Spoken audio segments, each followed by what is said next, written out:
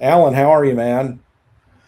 I'm good. I just spent 3 days in Los Angeles, and I'm not in Los Angeles anymore, so I'm Okay. good. Where are you Thank. residing? I live in Prescott, which is Mountain, Arizona. We're at, Okay. we're at 5,500 feet, which Oh, means we wow. get seasons. And when it's 115 in Phoenix, it's only 100 here. Only. You know, it's funny. Only. I moved from Los Angeles myself. I now live in, believe it or not, of all places, Edmond, Oklahoma, and I love it. I don't miss LA at all. I miss the beach, and my dog misses the beach more than I do. You're in But Oklahoma I am. Yep. now? Yeah. So they have I'm in film and television as well as doing some of this other stuff on the side. But they have a really good tax incentive here for filmmakers. And I met with the film commissioner last week, and we went over it. And for every $1 million you spend, you get $300,000 back in a check. Like the state of Oklahoma will give you a check or cash, whatever. It's not a tax rebate. It's literally here's 30% of your production back. It's That's incredible. that's awesome. That Yeah, goes to yeah. the bottom line. That means you can get things done. It means I can buy a few more songs, because music publishing and the masters are so expensive now. It's almost impossible to do a music documentary or show anymore because of those fees. But I want to dive into your story, man. So I hear an accent. Where are you from? And, what kind of music were you around in that area where you were living? What kind of music was I around? At what age? Like when you were growing up, I'm taking it you're from New Zealand. Yeah, I was born there. My parents decided to move to England when I was four. Okay. When we were in England, I sat down and worked it out the other day. We moved approximately once every 6 months. Mm. The only stable address I ever had was boarding school, which is the first level of hell. I went to boarding school when I was seven, so nowhere was really home. I didn't have a strong sense of home. I didn't have a strong sense of family, which means that being mobile is something that I can deal with. Some people get intimidated by having to be mobile or mobile for a long period of time. Um, that wasn't the case with me, although now I've been in this town in Arizona for about a third of my life. Mm. And I just spent 3 days in LA. And the 3 day rule is I have to be back in Prescott after 3 days. It's like guests, fish, and traveling. No more than 3 days for all of them. Right, right. Right. So, That's how I am with New York, and my son lives in New York, not far from Jamie, and I'll go visit him. I'm good for 3 days, and I got to get out of New York. It's just too yeah. much. Yeah. Yeah, it's nuts. Yeah. So So what kind of music really spawned you to want to get into management, or all do of you want to be it, a musician? Yeah. all of it, it music was mesmerizing to me. Um, I I use the analogy that rock and roll is like malaria. It's always in the bloodstream. The only difference is if you have a fever or not. So obviously, when you're involved with some recording or some band or developing something, there's a fever, Mm. and you're prone to succumbing to a fever at any time, even at this age, because it's always in the bloodstream. But I know the mosquito that bit me, and it was a little 45 by a band called The Shadows, and it was an instrumental called Apache. And the sound of that guitar was mesmerizing. And that was the thing that got me going with being fascinated by guitars and music and red fenders and so on. Um, it was always a joy to me. Um, and of course, incredibly fortunate. Um, my consciousness of music starts basically in about 1958, 1959. It becomes intense in 59 with that single. But then look what follows. You know, we go from Matt Monroe crooning, or Nat King Cole, which was the edgiest record my parents had in the radiogram. You know, one day there's a bunch of guys with long hair. I mean, you know, you go back and look at pictures. It's a joke saying they had long hair. It's just the fact they didn't have a goddamn short back and sides or a military look, you know, like the Beach Boys did. But we go through the Beatles, we go through Dylan.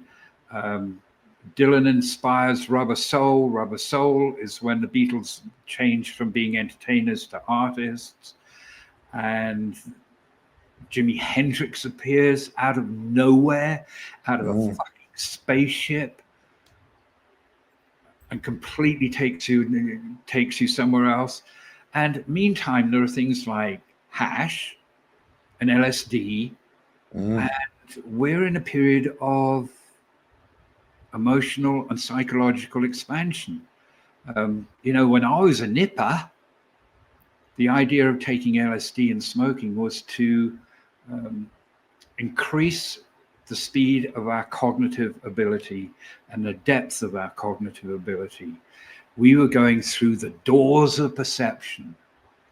We were going to go somewhere with our hearts, souls, and brains. And of course, you know, fucking cocaine comes along and completely destroys all that. Right. But there was that period of time of absolute magic from, you know, 1964 to 1974. Wow. Right. You walk into for me, you walk into yeah, I was gonna say for me, LSD was a complete nightmare. I had a really bad trip the first time I did it, and it was at a Pat Benatar concert. Oh, well, that explains it. I took it and I told my friend, I was like, you need to take me home right now. And the show just started. I dropped it maybe, 40 minutes before the show. And it was just paranoia, sweating, nausea. And he didn't want to take me home. So I took a taxi home, and that was the end of the drug phase for myself. Did you ever go and see Pat Benatar again? It's funny. We were talking about Dolly Parton prior to going on air. And Dolly Parton was just inducted into the Rock and Roll Hall of Fame a couple of years ago. And I was an invite to the show. And Pat Benatar was inducted at the same time. And she crushed it, man. She was really good. Her and her husband, Neil, just killed. Did you tell her that she gave you a bad trip? No, I didn't meet her. No. I would love to meet her. She seems like a lovely woman. But, I was a fan. And it was just unfortunate that, I didn't get to see that show. So I got to see her do 3 or 4 songs at the Rock and Roll Hall of Fame. And that satisfied my need for seeing her live. Well, taking LSD for me it became a process and a function. Mm-hmm. And I would begin by trying to keep my composure just sitting in the corner of the room. I would graduate to trying to select a record, which could be very distracting because I could find myself getting very involved in the cover and forgetting to put one on. Yeah. Eventually, I got sufficient self-control in that agitated state to try going into the kitchen to make a cup of tea. And that might last for 2.5 hours. Yeah. Right? I finally got to the point, Fran, where I got heavily tripped out on some sherbet that somebody gave us because they said the acid doesn't work, but you can have it for the speed. And I was with 2 friends and we were running a disco at Queen's College, Oxford. And when it started to come on, I decided I want to hear something that's more Hendrix than Hendrix. Let's go to Heathrow, to the airport, and sit at the end of the runway and listen to the planes take off. So I got in the van, drove to Heathrow, went to the end of the runway, listened to the planes take off, and went, yeah, that's more Jimmy than Jimmy. Drove home. while I'm driving home, the stars are falling out of the sky, bouncing off the asphalt, hitting the windscreen and going off in random directions. But when I got home, I realized I was done because I could function completely in that state of mind. So Wow. at that point, I went, whatever you're going to get from this process, whatever you're going to get from this particular drug, you've got it. You don't have to do it anymore. And I lost count. When I took my 300th trip, I stopped counting. So, Wow. I'm slow, dumb, and stupid. It took me a while to get to the point where I could absolutely function amongst those who weren't in the same state of mind, and they'd have no idea the state of mind I was in. Interesting. Yeah. No, after my bad trip, when I got home from my taxi ride, I had a pet iguana, and I lay down in bed and I pulled the sheets up to my, where barely my eyes could see, because if you pull it that far, nobody can find you. And I'm staring at the iguana, and the iguana staring at me, and it was not good. I just wanted to come down as fast as possible. And somebody told me, if you drink milk, orange juice is your best thing. Orange juice. Is it? Yeah, orange juice. Yeah. But awful. for me, the point of the process was I found that it was a method through which I could ascertain whether what I thought was actually my thinking, or the thinking that I'd contracted by osmosis from an educational, a familial, or an environmental circumstance. Was I thinking for myself or repeating my parents? Was I thinking for myself or doing what I was told to do in school? Was I thinking for myself or being overwhelmed by those people in my social environment? It was my way of figuring out how my brain worked. Right. And what I really thought. Interesting. Yeah. Interesting. So what made you, are you a failed musician like I am? Because I wanted to be a musician. What got me into music was Alice Cooper's Love It to Death album. When I heard 18,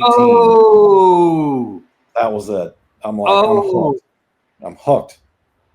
The photograph on the back of that album is heavily responsible for me sitting here right now. Really? Same here. Really. Talk to me about that. Yeah. I've cited that more than once. That photograph, I went, okay, that's what it's all about. That's where I'm going. Yeah. Wow. Failed musician. I don't think I am a failed musician, because I have songs on the radio today that were recorded 30 years ago. So I don't think that's a failure. I have songs that have been stolen that have done very well for other people. So that's okay. I have no desire to stand on a stage and be evaluated while I'm playing. I've been in rooms with people who just stun me at how good they are. And the idea of even picking a guitar up in their company, and it's only two of us in the room, no, that's not going to happen. They're so good that I'm not going to embarrass myself by fumbling around on the fretboard when I've been watching somebody who's totally a master at it. You know, so am I as good as them? Fuck no. Am I a failure? No, I don't think so. A lot of people have responded to things I've written. So, you know, that's cool. Six of one, half a dozen of the other. I have only played once in public. And that was in a bar in Prescott. And on a Sunday night, there was this guy who'd been bugging me forever to go and play with him. And I'm like, I don't do that. And then one Sunday he called me up and he goes, I'm down at Sundances. You've got to come down and play. And my wife Heather said, he's been asking you for a long time. You might just go down there and slap a couple of chords with him. But we get down to this place, we park, and I get out of the car and I immediately freeze, because I can hear a guy playing mouth organ like it is as natural for him to breathe. It was stunning. Right. I'm going, what the let's get back in the car and go. And Heather goes, no, we're going in. We're here now. And I go in, and this guy's called Epic, and he could really play. And I'm sitting there going, fuck, this is going to be really intimidating. And to bolster my confidence, I had brought a gold top down that was really good. And I talked to the guy who invited me down. He says, well, you know, put your gold top up. And he plugged me into an amp and put me on the stage. And then he went and sat with everybody else in the bar and didn't get on the stage. And these other people got on the stage, and that was it. And I find out later that the rhythm section was B.B. King's rhythm section. Wow. Yeah. Wow.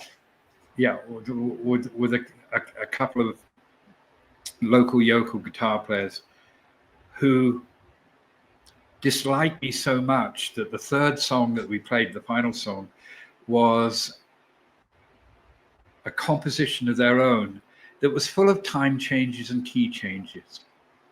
And they wouldn't let me see what they were playing because they didn't like that. I did all right on those first two. In fact, I did really well with Epic. Epic and I got into a trade-off, and it was really good. But these two were, you know, playing that game. And what I didn't realize is I've never sat with a book learning. I've done everything by ear. So I don't care what key you change to. I'll be right there because I can hear it. You want to change tempo? It's no problem. But that's the only time I've ever done it. I'll never do it again. Speaking of, when you started the story, you're talking about you heard somebody playing a mouth organ, which is a harmonica for those people out there. Yeah, so I just recently wrapped up a blues documentary that's centered around the harmonica. And to me, that's one of the most respected. Did you get some good early Jagger? We do have that stuff in archive, like really early stuff. But some of the people we got to interview, I was just floored because I'm a music freak, right? So man, we I got to do one of John Mayall's last interviews ever. God, man, Lee Oscar from War, and he plays that thing almost like a horn. You know what I mean? Yeah. When he plays, it's like, is he playing a harmonica or is that a sax or something like that? But such a great musician and great person. And then there's John Popper, who took it to the Eddie Van Halen, Jimi Hendrix style. Yes. Just ripping the harmonica apart, Yes. Yeah. Yeah. And you said you never took lessons playing. That's one thing I wish I would have done in my career in photography and film, was take some lessons. Because the fundamentals of a camera, just the what is an aperture, what is an f-stop, what is your shutter speed, and how important those are. And for me, it was just trial and error, And I had just gotten my feet under me with learning how to do it when we met our good friend Jamie Roberts, and she invited me to New York to come shoot a couple of shows. And I was just like, I better pick up my speed here and learning this kind of stuff, Thing is, with these cameras today, I mean, virtually, as far as I can tell, you just say, take the picture, and the camera works it all out. The lighting. It does. It's a bummer, man. It really is. It's a bummer to me because there's what is the art in that? Right? Everything's automatic. So what did I do when I moved to Oklahoma? I was, I went through all my storage stuff and I found all these negatives and slides that I took way back 25 years ago, and I decided to buy an analog camera. I bought a Nikon F5. They call it the Beast. It's one of the last film cameras that they produced. And learning to shoot that again was trying, and luckily for me, I have some really good, talented friends that would just invite me to the shows just so I get started again. The first one I did was a band called Creed and Three Doors Down. None of the pictures came out. It was awful. Like, I just got the camera 2 days prior to the show, but it was for me to go and just test it out, see how it worked. And now I finally got it working great. A friend of mine's band came through here that I toured with called Disturbed, and I shot them in New York at Madison Square Garden. Those came out okay. And then I just received the negatives yesterday, and they were great. And you just look at the negative, and you can tell. It's Yeah. just such a great thing. Have you ever come across a photographer called Ed Colver? No, Colver. no, I have not. M- I'll look Make him up though for sure. Fran, make a little note of his name, Ed Colver, and see if you can get a copy of one of his books. Yep. I think you'll find him very entertaining. Yeah. You know who mentored me was Niels Lozauer. Oh, Neil. He's a crusty old dude, man, but he's got a good heart. And I met him when I was working with Slipknot. Yeah. Neil was young when I knew him. Was he Oh crusty? yeah. Is he crusty now? Dude, he's just curmudgeon, old, fuck this, fuck that. I was like, dude, Yeah. you're a legend, man. So Yeah, he taught me the art. Yeah, he taught me the art, because I was shooting for Metal Edge, Hit Parader, and all that. And you can't make a living shooting those kind of shots. You just can't. There's not enough revenue in that. So I'm like, how are you living? He's like, you got to go into advertising. So he introduced me to some people like Ibanez and Marshall and stuff like that. And that's when you really start making some income, because back then they had money. Nobody's has money anymore. But he was so instrumental. Was there anybody instrumental in mentoring you into management or like A&R or discovering a band? No. Okay. No, there is no educational forum for management. And Right. the record companies, the establishment, are not interested in competent management. And the establishment are the record company, the lawyers, and the accountants.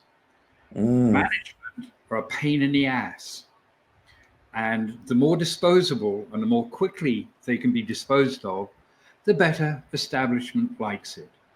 Because some managers have a nasty habit of trying to be good representatives to their clients, their artists. And some managers are using management as a stepping stone to get into the establishment. And they want to be part of the establishment.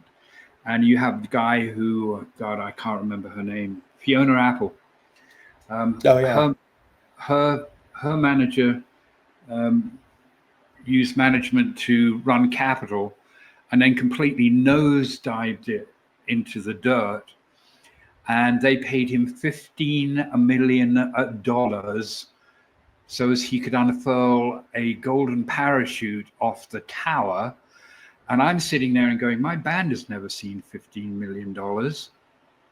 And by the way, my band has generated over $100 million for that company. All right, so it's funny. It's funny you say that. There's a guitar player. I have a certain anti-establishment attitude. Always have had, always will have, and that's partly why the likes of Michelle Anthony, who I gave her first break when I let her replace Peter Paterno as representative of Guns N' Roses, and lifted her out of anonymity and obscurity and made her the counsel for Guns N' Roses.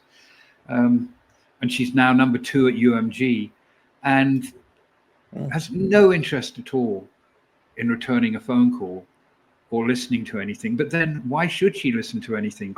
This is a woman who cannot write a song, cannot produce a record, cannot manage a band, and she's running recorded music for UMG. Yeah. You want to know why the business is the way it is? There's one reason. That kind of thinking and that kind of promotion.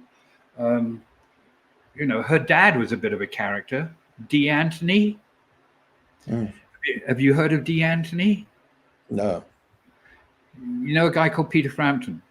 Of course. All right. D was his manager. D also managed Stevie Marriott and Humble Pie. Yep. And Stevie got upset because he figured out he wasn't being paid his proper royalties and that D was using them to fund Frampton's career. And he was invited to a meeting in Little Italy. Interesting place to go for a meeting. And at the table were some associates of D. Anthony. And one of them looked at little Stevie Marriott and said, "Forget about it. You're not getting any more money. Forget about it. Leave D alone. Just fuck off." Do you know who that was who said that to Stevie Marriott and his wife? John Gotti. Wow. Yes. That was the kind of associations that Michel Anthony's father had, D. Anthony. Very true story. You know, you tell me about all this money that your artist never saw, but the establishment has. So I used to tour with a band called Stained. They were kind of like a new metal band.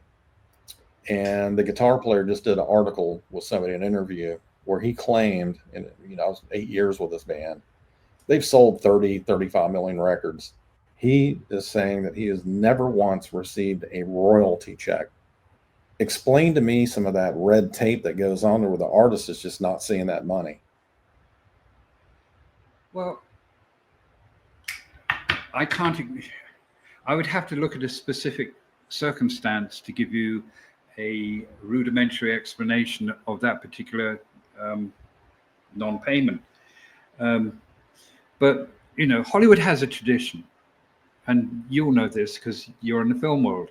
It's really hard to get paid anything after a film is released, right? Yep. The rule of thumb is what you see before the filming starts is probably what you're going to see in total, because there's going to be some very creative accounting that's going to fudge you. And with record companies, if you got into debt and they put you in debt as fast as possible, there would always be the mechanics of recuperation. So why are we not seeing any money?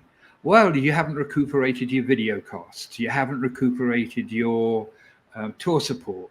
You haven't recuperated the money that we gave you to go to Europe. You're still in the black with us. And they can be really creative. They'll take you all out for a really nice lunch and tell the band how wonderful they are and get in the studio. We're really looking forward to the next record, and then go back to the office and take that receipt for that lunch and apply it to your debt. Anything and everything they would apply to the debt. So part of the skill was to avoid getting into debt, which I did really well with one band and failed miserably with Guns N' Roses. Appetite for Destruction cost $365,000 to record. Wow. And I'm laying in bed, and I've just become a father for the first time, and I'm going, I'm never going to see a dime out of working with this band. We haven't even made videos or called for tour support yet. We're going to be $500,000 in the hole before we even get the bus out of town. This is a complete and utter fiscal disaster. But, you go and do what you do. Now, a Great White, for example, and let me say something. Only Geffen would have spent that money. No other label would have had the patience or the pocket to go the distance to get the record finished. So I have to take my hat off to David and go, I don't know what you were thinking, but you were thinking the right thought. With Great White, as producer, I'd submit masters to Capitol, usually on the average for $115,000. So that meant that when we had a fund, the Great White Fund started at 200 for the first two albums, 225 for 3 and 4, and 250 for 5 and 6. That meant I was getting front end and back end to keep the band fed and clothed. And we never, once we were signed to Capitol, ever needed tour support, because we were taken out as a support act, earning just enough money, if we were careful, to get by. So we were not getting into debt. The first record on Capitol sells 2 mil. We're in good shape. Tell me that there aren't royalties. Tell me, you know, with Geffen, there was one day I just picked up the phone and I said, David, I want a check for $1 million and I want it this week. And he goes, why? What do you want that money for? And I go, I got to buy houses for this band. I've got to get some stability going here. All right. Get me a fucking mill so as I can get some down payments going. Check arrives the same day from Geffen for $1 million. Wow. Yeah. Boom. Well, he's not going to fuck with me. He's not going to fuck with me for 2 reasons. One is that Eddie Rosenblatt wanted to throw the band off the label before note 1 of Appetite had been recorded. He'd had enough. They had 75 grand in advances, cash, that went into their cowboy boots and then into the hands of various strippers and dealers. All right. When I started working with them, they were all broke. Okay. For the first year that I worked with GNR, I did not see a penny, not a dime. Izzy went over to the accountants to see how much I'd taken and was horrified that I'd not seen one check in over a year. Now, Eddie wants to get rid of them. And I can understand why. Why am I even managing Guns N' Roses? Because no one else would. I wasn't bottom of the barrel. I was underneath the barrel. I was the last person. And Eddie had laid down the law with Zoot out and said, you cannot start recording with this band until there's management in place. So Zoots came to me and said, pretend to manage the band for me. And I, of course, went off like a rocket and said, fucking pretend? You fucking out of your mind? I said, I tell you what, I'll go and take a meeting. We'll see how it goes. You know, and Slash slowly sucked me in. Anyway, where were we going with this? Money. Yes. So with GNR, we were fiscally disastrous. And Eddie, in December of '87, took me to lunch at Bono's restaurant at the end of Melrose. And he looked at me and said, you've done a great job, kiddo. Well, of course I'd done a great job. We'd sold at that point 250,000 albums, which meant that Geffen were well into profit. Well into profit. Remember, they're getting $10 a unit. Okay. So we're over 2 million, well over 2 million into their account from record sales. But he says to me, bring them home, get them ready for another album. And I, you know, Bono was art food. I just about spluttered my my food all over him. I said, Eddie, are you fucking kidding me? We're at $250,000 with no airplay and no MTV. What do you think might happen if we got just a tiny bit of either? I'm keeping my band on the road because we're still selling records. And he was not happy. I'll tell you how unhappy he was. For Welcome to the Jungle, Eddie gave me $75,000 as a budget, which Nigel Dick, the director, told me was not going to be enough for the storyboard that I'd put together for it. Because the first 4 GNR videos, I'm the one who came up with the concepts. So we did a Great White video and we did Welcome to the Jungle back to back, which meant we had the same crew, using the same equipment. We could amortize the cost of both videos across the 4 days. And that's how we managed to get Jungle done, 75 grand. Eddie gives me 35 to make Sweet Child. That was his fuck you, Niv. You want to stay out there? See if you can make a video for 35 grand. I made 2. We got 2 videos done of Sweet Child for the price of half of one. And the reason, and that basically came down to Nigel having a moment of brilliance when we were talking, you know, because Axel had this incredibly involved storyboard he wanted to do with Sweet Child, all about his and Erin's love affair and not about the band. And Nigel and I knew there's going to be no concept footage whatsoever. The only thing we can do with 35 grand is the band, just the band, and only the band. And Nigel was scared. He said, I don't know if we're going to get enough film to get a real good edit out of this. And he came up with the idea of having one grip, spending the night. We started at midnight and ran until we ran out of film. He had one grip, whose one function. He had about 4 or 5 Bolex 16 mil cams.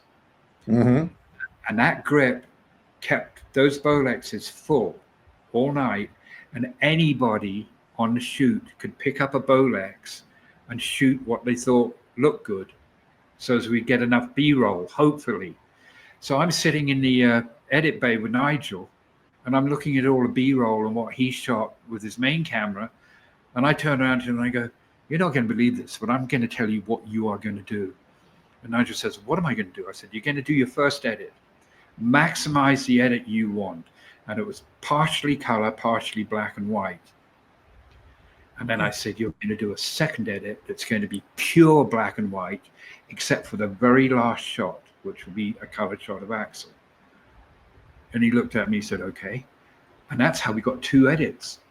And the day came when I got a phone call from John Kennelly at MTV, and he goes, great fucking run, but we're burned. We got to pull Sweet Child. I said, understood, John, no problem. But do me a small favor. Look on the top of your desk when you get into work tomorrow. Okay, you. Of course, on top of his desk when he got to work the next day was edit number 2. And we got 1 more month of heavy rotation on the purely black and white one. So we got 2 videos for the cost of half of one. That's amazing. Because doing music videos is no easy task. It's a lot of work. But Jamie and I were in Hannah, Alberta with Nickelback, and Nigel was the director of the music video that they were filming Nigel at the Dick? time. Yeah, for Photograph was the name of the song. And watching him work was a masterclass for me. You know, I took down all the mental notes of what this guy was doing, his approach, his camera shots, just everything, man. The guy was really, really talented. And there's a reason he still has a career. What's that? What was the thing about Nigel? Just everything, man. Like, the guy's a legend, right? All right, 3 things. One, he was English, which meant I could communicate. Okay. There you go. That was first and foremost, and that's why I went with Nigel. First video Nigel did for me was Rock Me, okay? And I had to bully him to do GNR. He did not want to deal with them. He did not like their reputation. Right. I told him if he didn't do Jungle, he wasn't going to get the next Great White video, but I'd promised him the next Great White video if he did Jungle. So there was a little bit of discussion going on there. Nigel was 1, English. 2, he has to be a Virgo. And 3, he's anal. All right.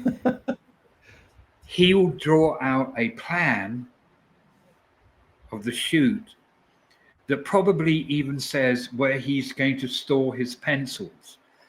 I mean, he was the most prepared guy I ever worked with. I do remember that about him because we shot in so many locations on that shoot in one concentrated area in Hannah, Alberta, right? High school, childhood neighborhood, you know, the wheat fields where they used to play. They shot it in a day. you know, with all these moving parts, but he had a great team, a great vision, and he executed it on time, and I'm supposing on budget because he works so efficiently with his crew. Yes. Yeah. Always on budget. Yeah. You're not going to get anything back, but he's not going to come with an invoice saying, I need this taken care of. You know, and if Right. you find out later that somebody bought a BMW on a budget, you go, well, fuck it. Look how many times it's been played on MTV. Right. Right. Yeah. Speaking of characters in the band, and he didn't want to deal with whoever, how do you rein these guys in? Like an Axl Rose or a Slash, I'm sure when he was in his heavy drug phase or whatnot, and just try to keep this machine together without imploding and just everything going to shit.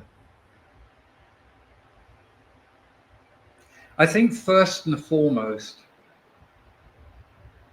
is the accent. All right. When you have a certain diction, people think you know what you're talking about. There's an inherent authority in a PBS masterpiece theater, Downton Abbey accent. So that's one. Two, I think Izzy accurately ascertained quickly that I might have been a former addict.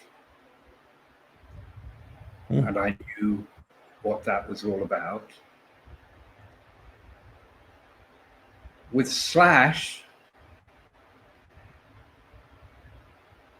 we could communicate very well, and there were two moments of physicality. When we were in New York doing the mix, there was one night that in his cups, he decided he was going to take on the manager and wrestle him and show him who was physically boss.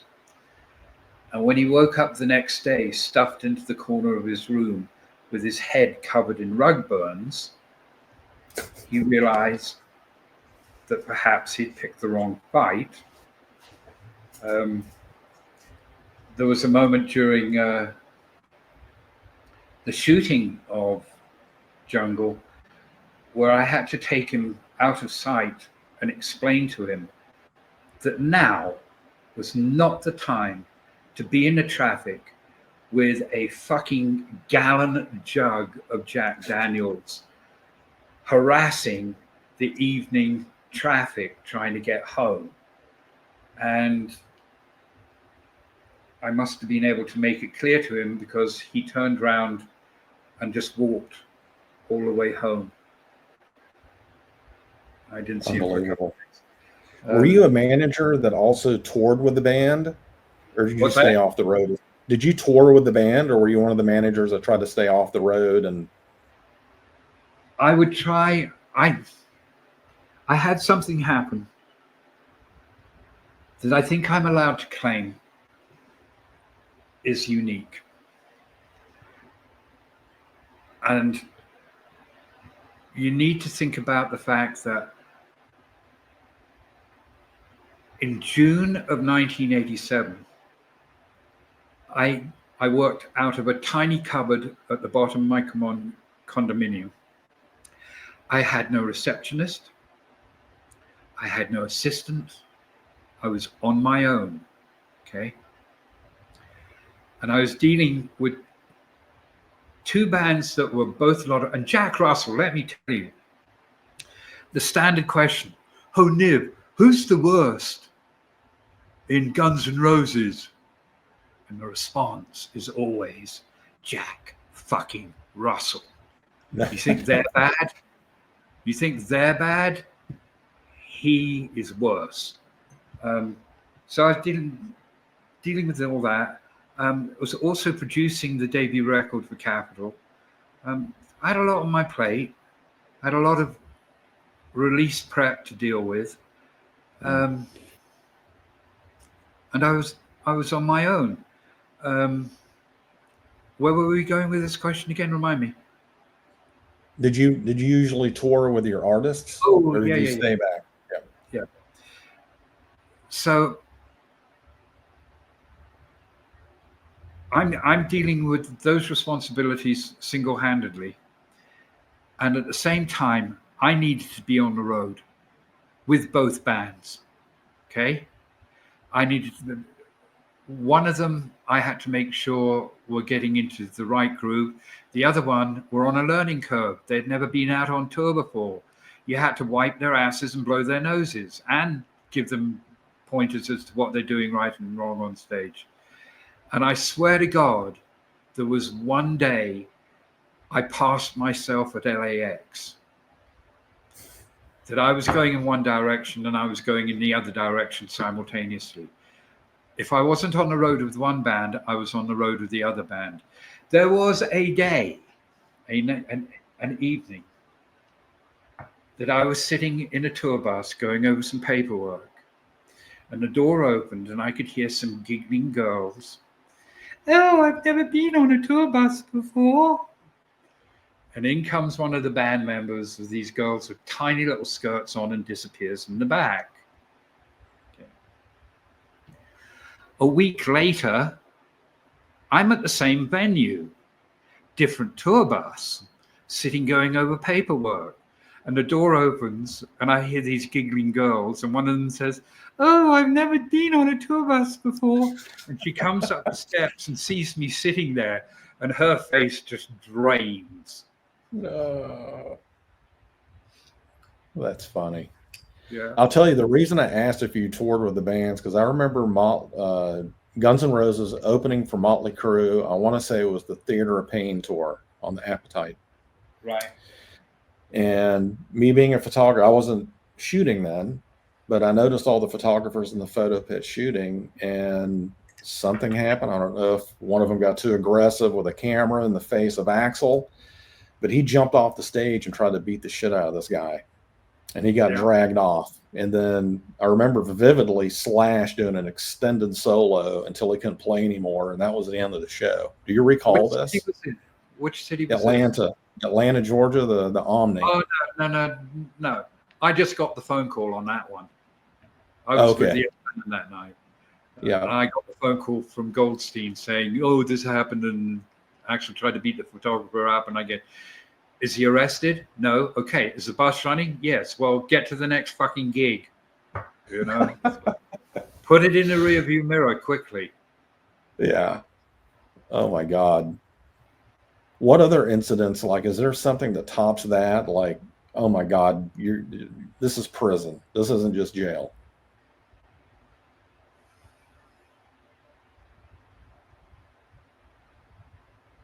Yeah, but we're not going to go there.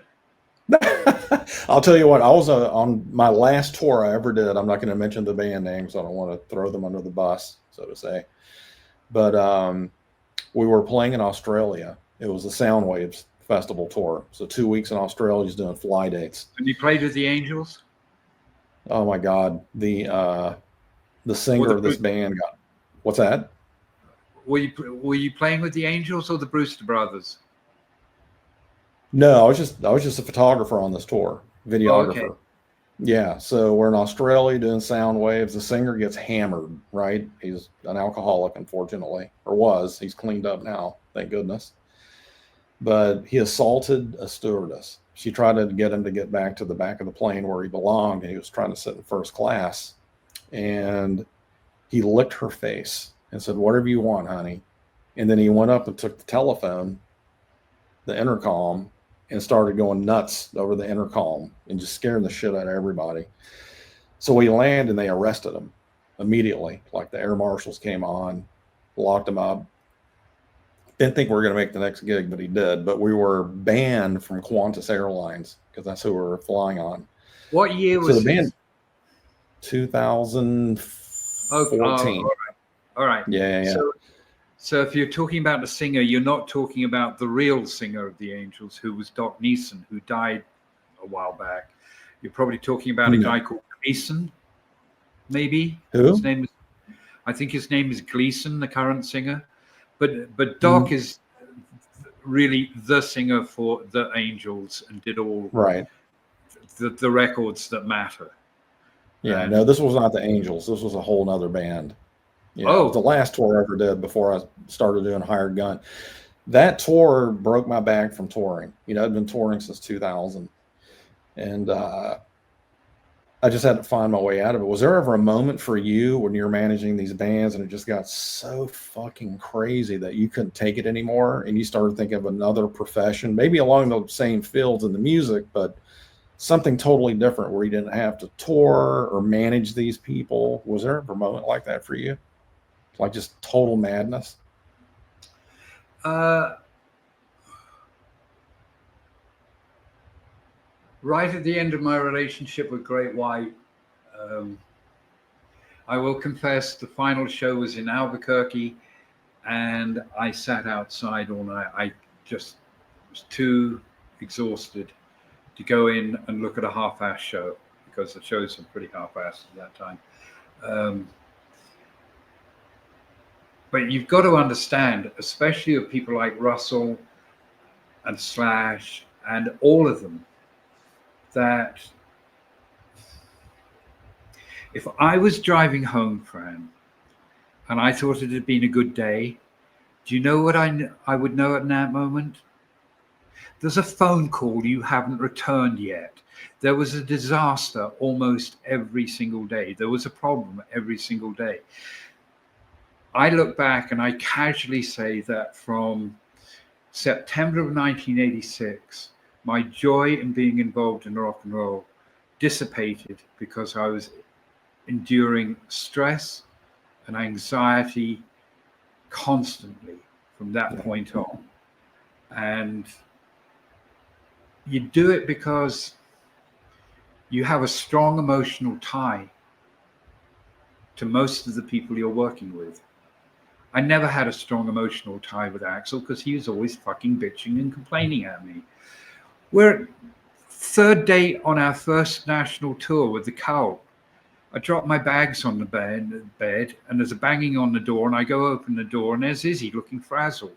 And he pushes past me, slumps in the sofa. Izzy, what's up? And his quote is entirely unforgettable.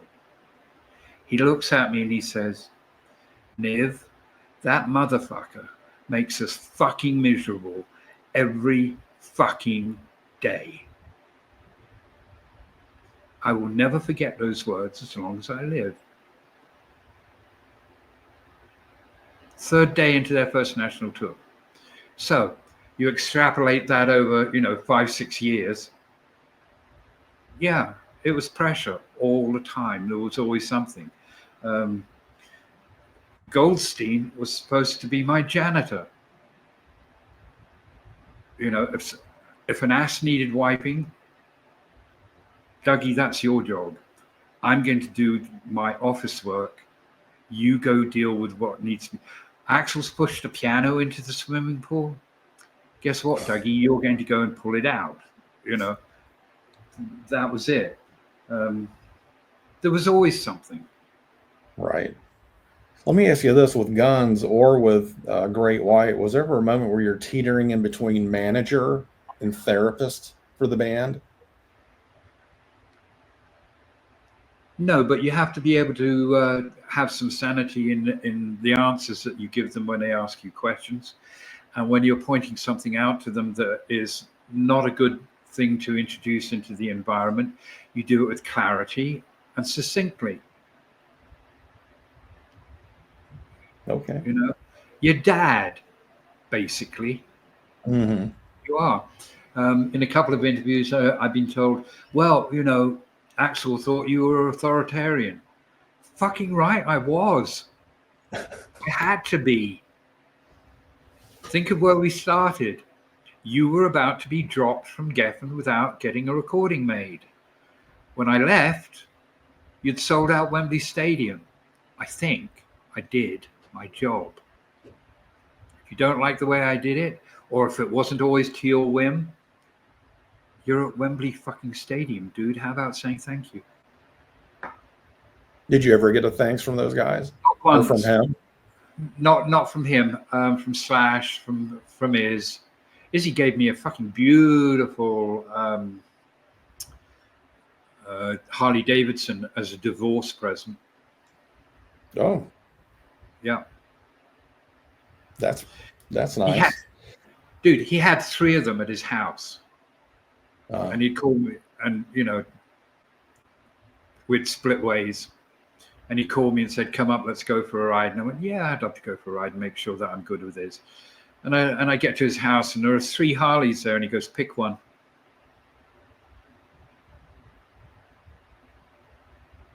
That's very nice. That's Did cool. you think, when you were working on this Appetite album, did you have any idea of the monstrosity this record would be? No, and if anybody says they did, they're a fucking crazy ex-person or a fucking liar. I love it. I had no fucking idea. I'll tell you exactly what my perception was. And this started with seeing them play for the first time and their demos. Was I thought, this could be one of the coolest underground bands. And if I can make sense of this and get this thing rolling, we may actually be looking at something that might go gold one day. It's that kind of band. It's going to be a lot of work, but the important thing is to keep it moving and make it have a sense of itself.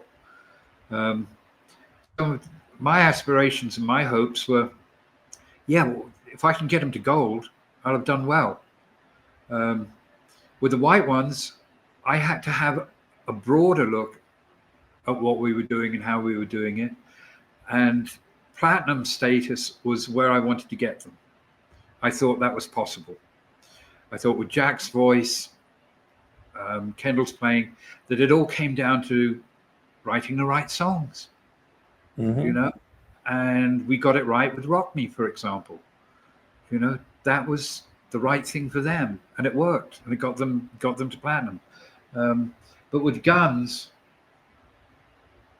I mean, I forget who it was, but somebody did an interview about Guns N' Roses, and they did actually say this band might be really successful if they live long enough. Oh yeah. Who was it? It was I don't know who that was, but it was. I was going to say David Ellefson from Megadeth used to hang out with Slash in Hollywood. Yeah. And they were at the party where Nikki Sixx overdosed on the heroin and allegedly sounds like he died for a couple minutes or whatnot. And he said that he and Slash ran away during that moment.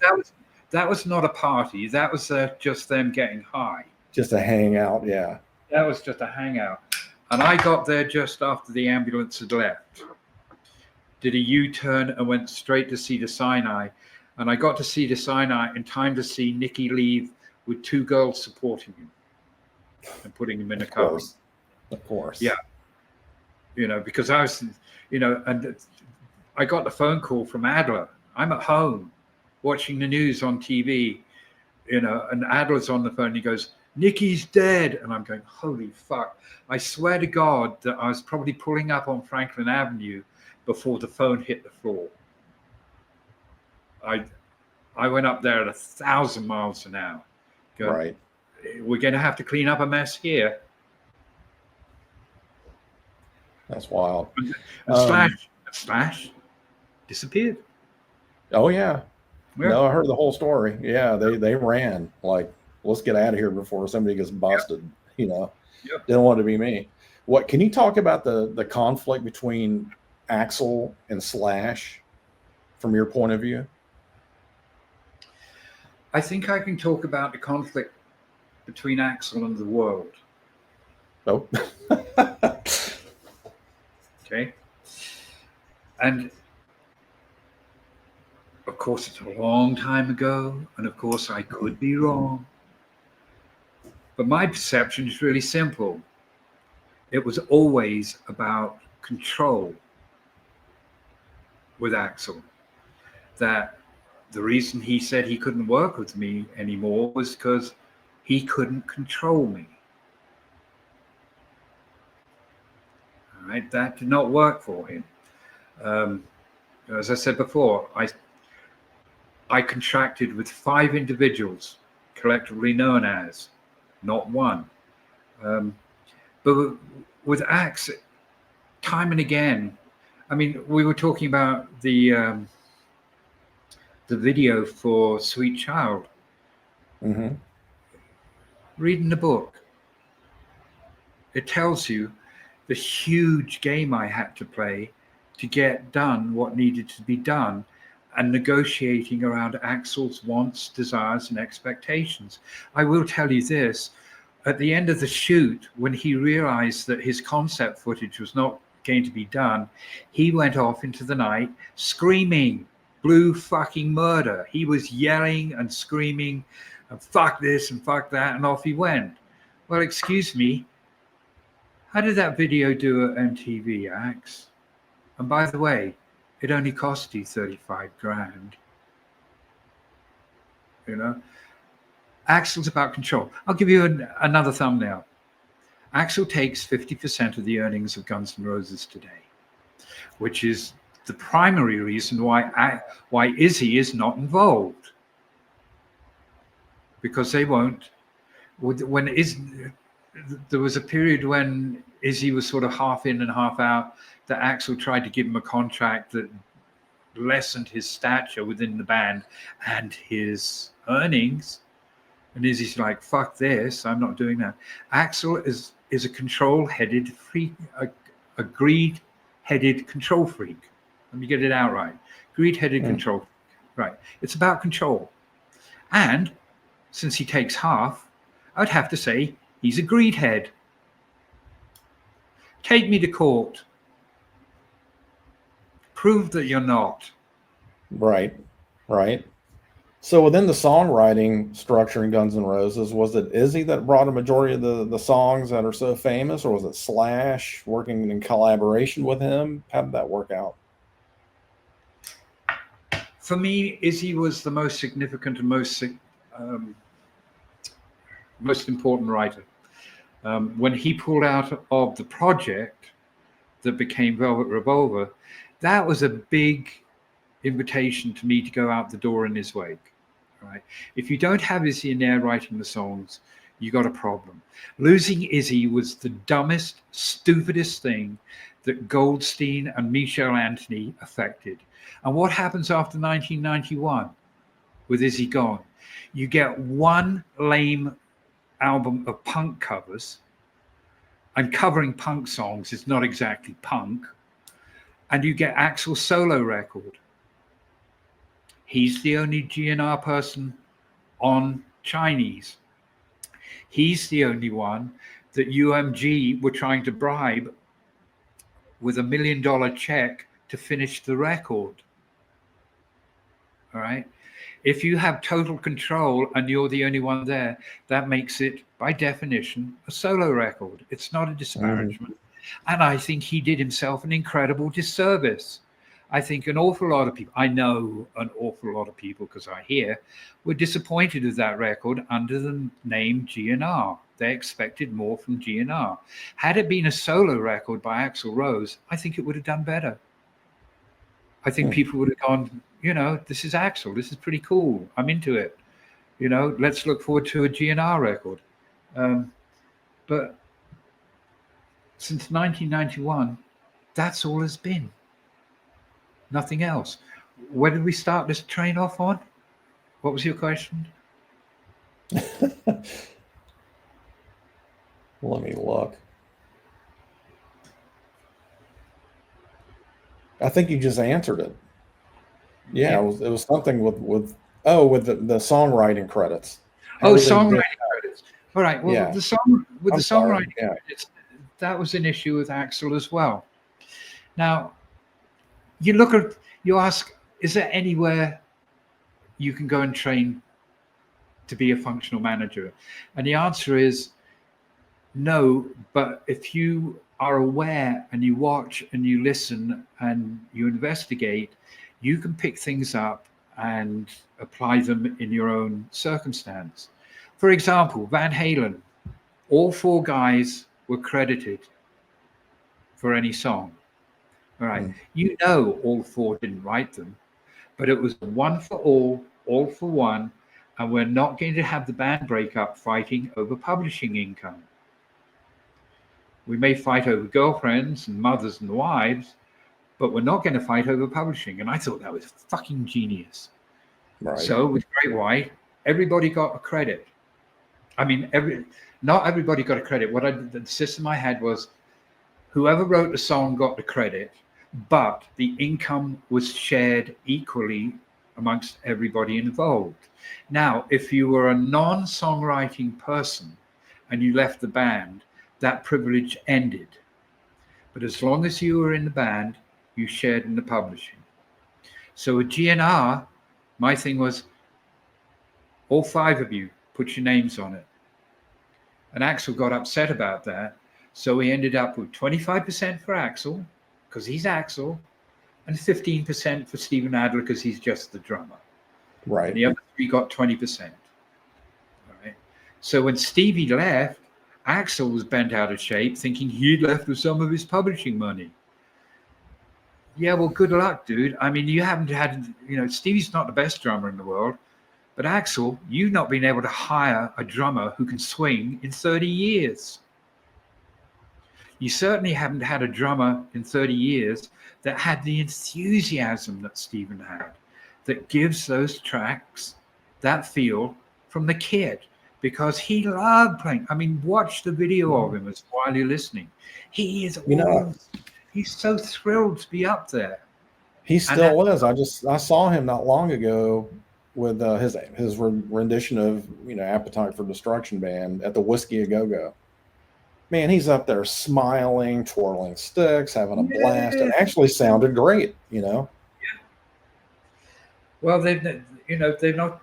GNR has not had a drummer that can swing since. I mean, Solom's a good drummer, but he's got concrete hands. Mm. He's a 2-dimensional drummer, not a 3-dimensional drummer. He's just a thumper. Right. So how important is business within the band versus them being great musicians? Like, is there a line there? Like, did you try to teach these guys? Like, focus more on your musicianship. Let me deal with the business as a manager. Yes, but you've got to be very careful there, because you have to make sure that there's a minimal comprehension of what is going on. Otherwise, you're going to have a group of musicians who are going to turn around and say, "What the fuck? Where's the money?" Right. So you've got to bring them along to a certain extent. Now, Duff famously said, "I woke up from years-long drunken stupor and found I was a rich rock star." Well, Duff, how about saying thank you? Right? Right. Duff's not that kind of a person. When we go, Brockham were our merchandiser, and when we got to the end of the contract of Brockham, I got a phone call from Paterno saying that, God, I can't remember the guy who ran the company, but he was going to come over and present a new offer. And he came over to my office, and as I recall, I think he said that he was going to put $500,000 up for an advance and give us a slight raise in royalty. Okay. This is one of those moments when I went, yeah. Now, I'm in a difficult situation. The band's own attorney is already involved. He has said, this guy's coming over with the offer. So he obviously has rubber stamped that and knows it. And I'm looking at it and going, I don't think so. So I'm in a potential conflict with the band's own attorney, which is risky. Yeah. So I call Iz. Iz was my man. Iz was the one I could always rely on to go over something, to agree on something, or to do something. Iz used to call me up and go, we'd be somewhere and he'd go, Iz, Niv, take me to this place or take me to that place. I listed places in the book that Izzy and I went and visited together. Right. Just to get the point over. So I said to Iz, hey, want to take a trip with me up to Winterland, to San Francisco? Sure, Niv, what's going on? So Iz and I fly up to San Francisco. It's a rented little red Corvette, and we drive up to Winterland. We get the tour. We see the vast river of non-conformist black T-shirts, and I'm being sarcastic. And when we're leaving, I think his name was Del Ferrano, he put an envelope in my hand. And we get into the car and we're heading back down to the airport, and I hand the envelope to Izzy and I said, you better open it up and see what he's suggesting. And Izzy opened it up and he looked at me and said, you know, it's pretty good, Niv.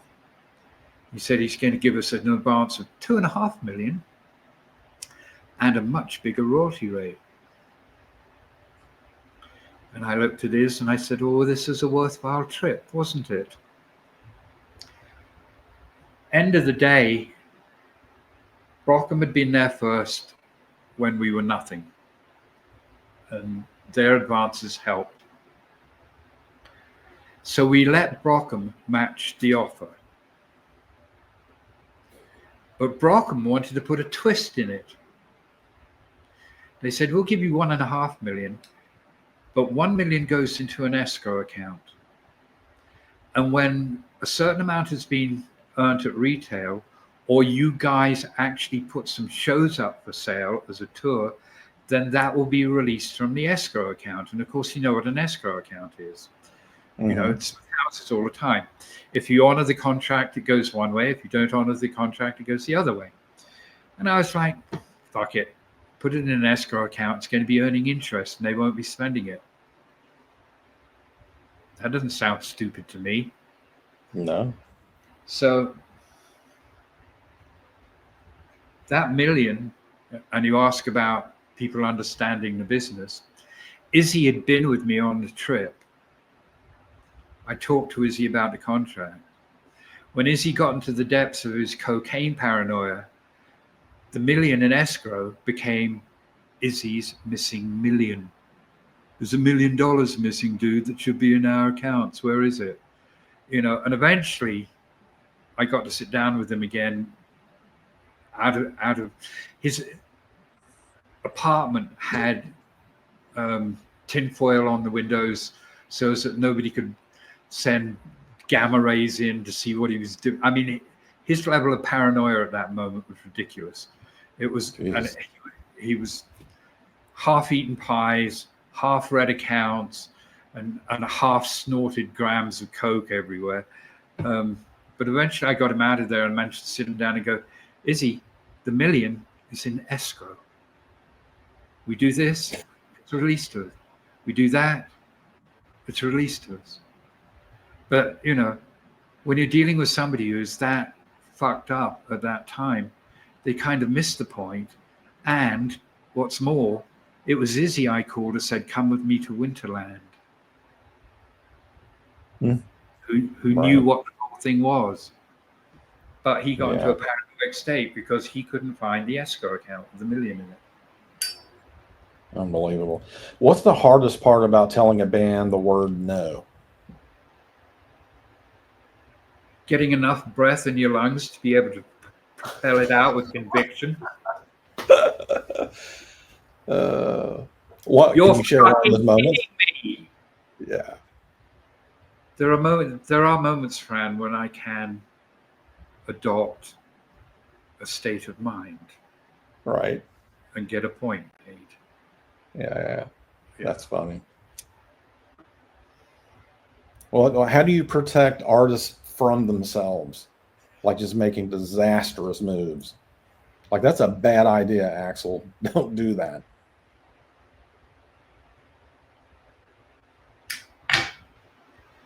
I think you leave them to make their own mistakes in their private lives, but you try and make sure that their sense of self-destruction is minimized in impacting on the band. When you're dealing with somebody like Jack Russell, that's difficult. I don't recall, you know, I was a fan of Great White. I've had the LP and everything, but I don't recall him being a disaster. I guess you get a really good job hiding that from the public. Well, let's see. We were on a headline tour, our first headline tour. Yeah. MSG and Havana Black opening. We had sold out the Northeast, and that's a tough market to sell out. There's not a lot of disposable dollars up there between the rusted buildings. And I'm going to take Corey, my kid, to Disney for the day, because GNR aren't doing anything today, and the Great White Tour is rolling. It's in Midland, Texas. They're playing to Texans tonight. What can go wrong? And I go up to the office to just do some paperwork before I take the kid out in Disneyland. And the phone rings, and it's Audie, and he goes, "You need to go and find Jack." Okay. He's not here in LA. He's in Texas, Audie. Where are you? Oh, I'm home, and Jack's in Phoenix. What do you mean he's in Phoenix? Well, dude, they threw him off the plane because he was drunk and acting up. And what was he doing on a plane coming back to LA? You're playing Midland tonight. Well, Jack wanted to come home. So Disneyland is scrubbed. I get on a plane. I fly out to Phoenix. I have Ray Brown, who's an old friend, go and find him at the airport. And he's in a bar holding forth. The king in his court, drunk off his ass. MTV, rock and roll, just being Jack. And takes him to his home. I go to his home. I find Jack in the backyard, sitting cross-legged in front of a Sowero in a profound and deep conversation with this fucking cactus. And I go up and I put my hand on his shoulder gently and I go, "Jack." And he turns around, beams at me and goes, "I've got some shit for you too, Nib, because this cactus has got some mighty wisdoms."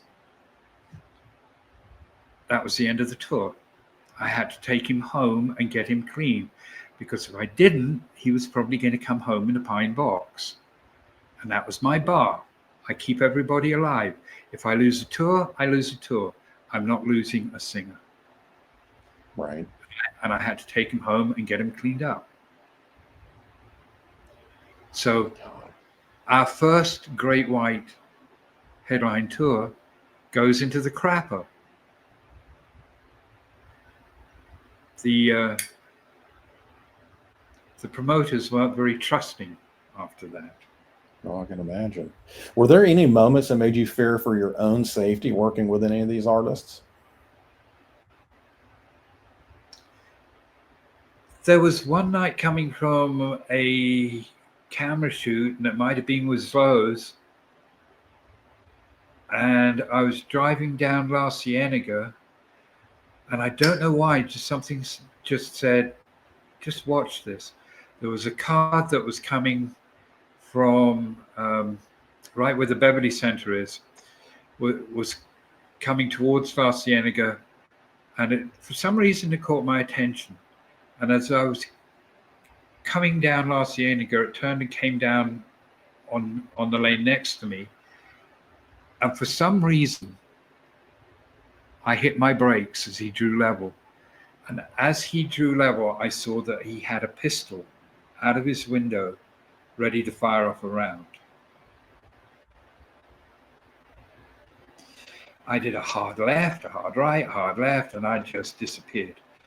And Michael Lardy was in a car behind me, and he saw it too. But the guy had a pistol.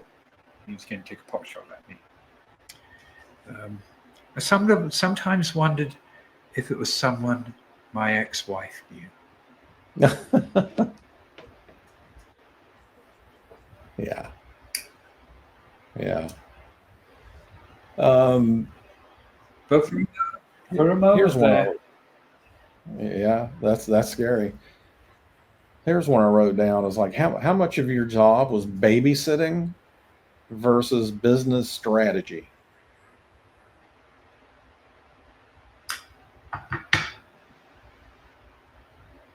They're one and the same thing. Mm. When you have a child and a baby, you're looking at after it every day. When it's going to school, you're making sure that it's fed and properly clothed and clean, and you inquire after their schooling. And you have a long-term strategy of getting them through school so they graduate, and you hope that once they graduate, they won't fall off the rails. It's one and the same thing. I think I said it when I said management is not an occupation. If you're doing it right, it's a way of life.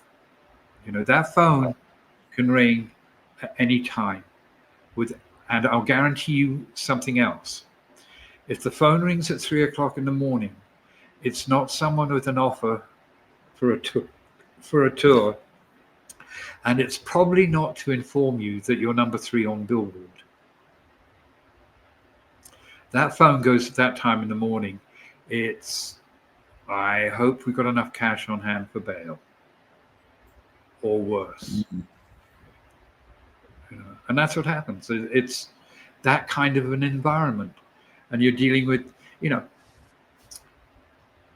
Slash was the only one who had an upbringing that gave him a slightly more cosmopolitan perspective. Izzy had an innate street wisdom about him. But Axel's just a red-headed kid from small town USA. Do you know how many Lafayettes there are in America? Mm-hmm. There's a lot. There's a lot. And you don't learn an awful lot there. And the big city is not Lafayette. So there are things that Axel probably thought he knew about life in a big city, but Right. he learned the hard way. I want to talk about your book now. Let's turn it to that, Sound and Fury. What made you want to write this now? Why now? I didn't want to write the fucking thing at all. I mean, how many times do you think over the last 3 decades people have said, "Hey, Niv, when are you going to write your memories?" Just constant. Where's the book, Niv? And I did actually try it once. And I found it depressing. Right. I found it a chore. And I was not enjoying it. And I sent it to someone because I hoped that they would go, "Oh, don't want this out." And I'd have an excuse and someone to blame for shelving it. But of course, fucking Slash goes, "It's brilliant, finish it." And at that point, I had to shelve it myself. And there were 2 people who still kept on at me. "You've got to write this stuff down." And I'm not a fan of rock and roll books. They all have the same story arc. Only Right. the names change. And the biggest mistake they make is in being chronologically historical. Who cares about your childhood in the East End? Nobody. Tell us about the band and what happened. Who cares about what your great aunt did on the Yorkshire moors? I mean, it's boring. Right. It's all, and they all have self-congratulation and recriminations and blame. It was wonderful when we were on the way up. It was their fault when we went down. They're all the same, these books. So it took me a long time. And 2 people bugged me. One was Scott Rowley, who runs Future Publishing in the UK, because I'd done a few little pieces for him for his classic rock magazine. He bugged me to the point where he would send me books that were biographies or autobiographies and go, "Check this one out, check this one out." And I finally woke up to the fact of, all you need to do is just tell stories as if somebody's sitting at the kitchen table. All you are now is an old jukebox. And people come along and they give you a glass of port and you tell them a story. People come along and they put another quarter in the jukebox and you tell them another story. You're just an old dusty jukebox in the corner. That's what you are. And I went, well, if it's good enough for the kitchen, then perhaps it's good enough for a book. And I just started writing stories. And eventually I got a demand from a publisher who said, we need 60,000 words, which was crushing. 60,000 fucking words? Are you kidding me? I'd like to finish this thing before I croak. And I finally worked out how to get word count on my computer. As it transpired, I had over 60,000 words. And at that moment I went, I'm done. That's it. That's all. No more. No more. They want 60,000 words. They got them. That'll do. Were there any former band members that asked you to keep stuff out or just tone it down a little bit in the book? No. Nor did my publisher ask me to leave anything out.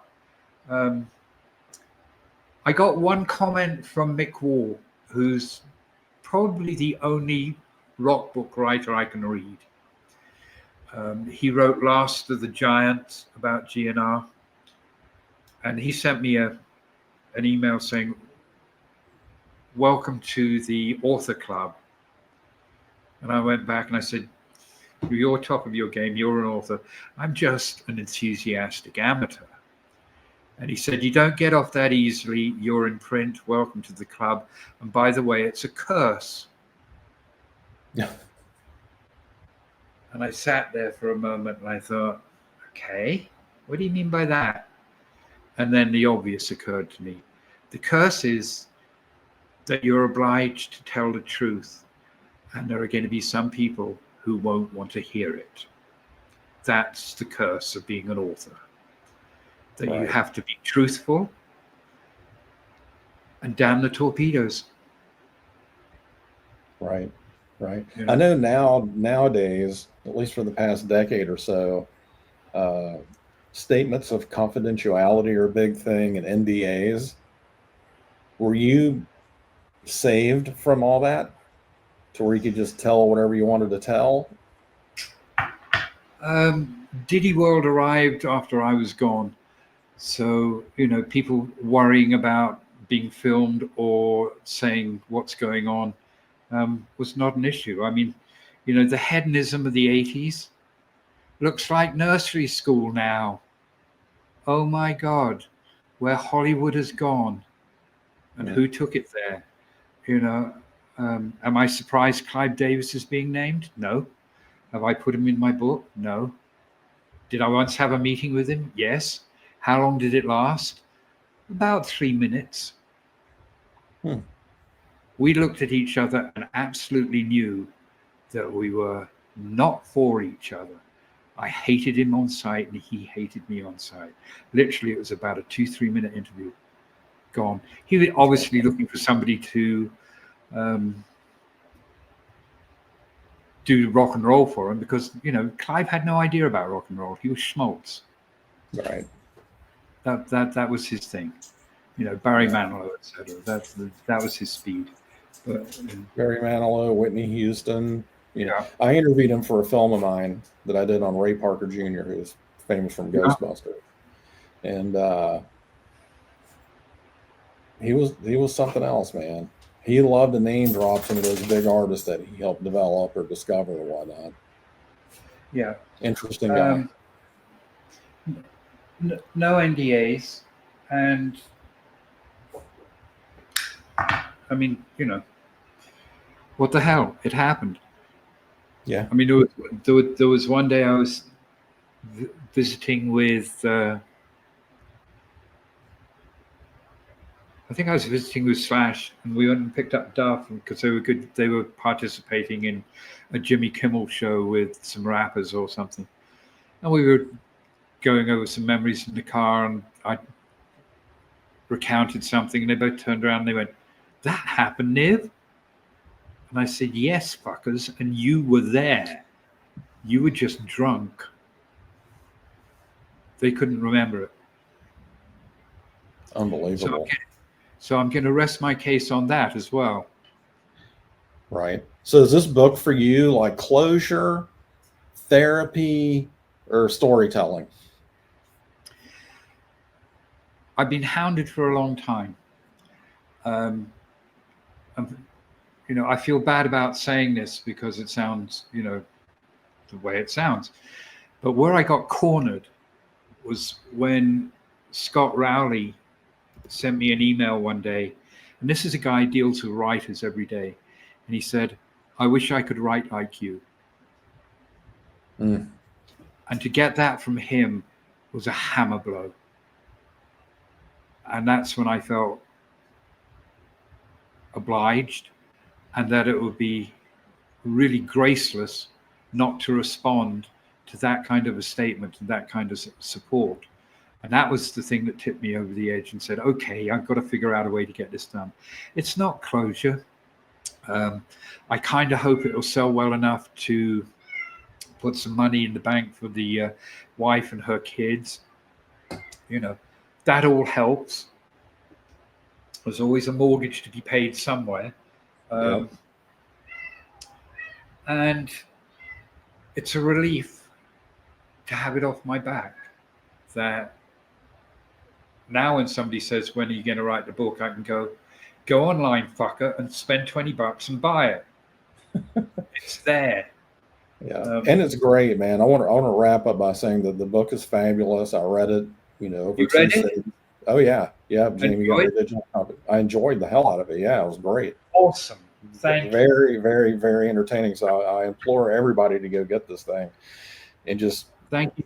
That's you'll be anxious, the whole thing. Now we've talked a lot about it. Yeah, go ahead. All I have now is anxiety. Like when you release a record, how well is it going to be received? So all I had, people are going, do you feel good about it? Are you looking for, do you feel like this or that? And I go, no, I feel fucking anxious about it. Yeah. I'm the same way when I release a film or a music video. It's like, how's this thing going to be received? Yeah. And if you do it for the right reasons, and it'll hit a chord with people. Yeah.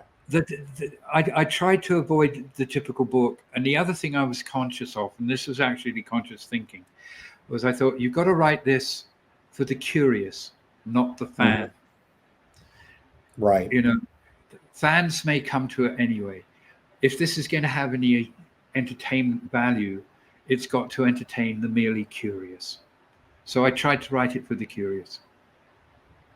Well, you got my curiosity, and I breezed through this thing really quick. Before we go, let's talk about something that's joyful, and that's both of our love of Dolly Parton. When we're off air, you asked me, I guess you caught wind that I did some work with her, right? And I just want to see if you want to jump in. Yeah. And by the way, I did sign an NDA, but here's the good news. Oh yeah. But here's the good news. There's nothing disparaging I can say about this person. So whatever you want to know about her, I'm happy to talk about. All right. Well, let me clarify my fascination. Mm-hmm. It's beyond a prurient. My fascination with her is her intellect. Yep. Her smarts, how clever she is. She is obviously ridiculously self-aware. Yep, she is. And used her through her self-awareness, has used herself as a palette, as something, and what do you call the things you put on easels that you paint on? Oh, a canvas. Canvas, thank you. She's used herself as a canvas for years and years and years, and been brilliant at it. An incredible sense of consistency in her being centered and thinking in a good way all the time. Huge star. And obviously she has an ego, but it's not in any way annoying or obnoxious. Not at all. Let me tell you, when I landed, I was on tour with a band in the middle of a tour, when I got the call from her manager to shoot her first album cover that I did with her. I was like, "Can you be in Nashville tomorrow?" I'm like, "Shit, I'm on the road. Why tomorrow?" "Yeah, we have time. You know, she's ready. Blah blah blah." So not only do we do the album shoot, but she's one of these people, and she's done this long enough. She'll take the second day of the shoot and do 30 wardrobe changes and do an entire photo shoot for that day, wearing different wigs, dresses, shoes, jewelry, and never have to do a photo shoot the rest of the year. If Cosmopolitan wants a photo, there's 5 outfits she's wearing that'll suit them. Women's Day, country living, you name it, holiday stuff. She's prepared. But I flew in that morning and I had my crew drive up from Atlanta and pre-light everything because she's, white with a wig and just get stuff done quick. I show up in shorts, flip-flops, and just a t-shirt and walk in to meet this legend, right? I'm sure she's used to people in suits or like more professional attire. But I walk in and she's like, "Thanks for getting dressed up for me," and just starts laughing. "Nice to meet you, Fran. I'm Dolly, blah, blah, blah." I thought that I was going to be starstruck because of who she's an icon, right? Yeah. I was so pleased. I thought I was talking to my aunt, It was wonderful. Wonderful. The best experience I've ever had with a professional in my career. Hands down. I don't doubt it for a second. Yeah. You and I have a little bit of a comprehension about something that most people don't. And we'll change people. We'll talk about Slash. When he wakes up in the morning, he has to go through a mental transformation where he has, depending on if he's leaving his home or not, he's going to have to go and be Slash. He does have this way of disguising himself, which is to take the hat off, pull his hair into a ponytail, and not wear glasses. And by exposing himself, he has a decent chance of not being recognized. Put the hat on, put the glasses on, let the hair go, and there's the icon. Right. And I give Slash great credit because I think over a number of decades, he's done a very decent job of being Slash. And, there have been enough moments in restaurants where people come up for autographs and say hello. And you know how tiresome that gets. It's every fucking day. Right. And Dolly is that as well. I mean, I spent 2 weeks with her. My question about Dolly is, how did she have time for herself, and what did she do for herself when she wasn't Dolly? She played golf. Did she like to mow the lawn? Did she take a shotgun out and go and shoot rabbits? What did she do? You know what she did? She worried about everybody else. I never saw her not being Dolly Parton in 2 weeks that I spent with her in the UK and Scotland. She was on 24 hours. She was always made up. She would come. We shot a music video while we're doing her live concert DVD in London. And she came out, hung out with the crew, with the band, making sure everybody was fed and doing well. She's just so selfless. So I don't know what she does for enjoyment because she's always worried about other people, everybody. It was insane. Just selfless. That is wonderful to hear. That is wonderful. Wonderful. Yeah, and she's smart. She's smart as hell too. The other interesting thing is, and of course he passed recently, is the marriage that she had that was so totally discreet. Nobody knew anything about it. No. Nothing. Nobody knew anything about him. Never met him. I've heard about him quite a bit, And they'd been married since when? Something like 1950 something? Yes. Decades. They'd been married forever. Yeah. And she's the most loyal person. Like her wig seamstress, makeup artists have been with her for decades. Wow. Yeah. Super generous. I remember when we finished the photo shoot, the first one, she came around with a manila envelope in person and gave all 10 of my assistants and crew a cash bonus at the end of the day on top of their day rate. It was wonderful. Wow. Just wonderful. Yeah. And made sure everybody got a picture, because everybody wanted pictures. Or, hey, could you say hi to my niece on a little video or whatever? Of course, come on over. It was wild, man. Wow. Yeah. I Awesome. still pinch myself to this day that she was that cool. I did not expect that, because I've dealt with some of the assholes, not assholes, just they're Who being don't rock have, stars. Yeah. you know. Well, we're talking about Lafayette being a non-preparation for Yep. expectation adulation. I mean, Axel behaved in certain ways, but there is no school for those kind of expectations and adulations later. Yeah. And I marvel at those people like Dolly who handled it with such grace, so consistently. You can't Right. say a negative word about her. And then Nothing. she writes a couple of good tunes as well. Yeah. And then the male version of her would be Ray Parker Jr. I Yeah. asked over 30 musicians, Stevie Wonder, Herbie Hancock, all these people I interviewed for the movie that he's worked very close with. Give me some shit on Ray. I have none. Nothing. The guy's just a genius. He helps everybody. Like to this day, some of the guys that grew up with him in Detroit, he still pays some of their bills, because they just weren't very smart with their money or just didn't make it like he did. Every month, man, people would come Wow. by and write him a check. Hey, man, thank you for helping me along the way. Awesome. Here, just Awesome. amazing. Yeah. Yeah.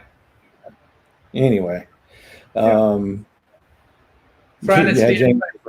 Fran, it's been a pleasure. We could have done this in a restaurant with a couple of beers. Well, let's do it one day, man. I'd love to meet you. Yeah, absolutely. Yeah, let's keep in touch, man. This has been fantastic, and thank you for writing such a cool book.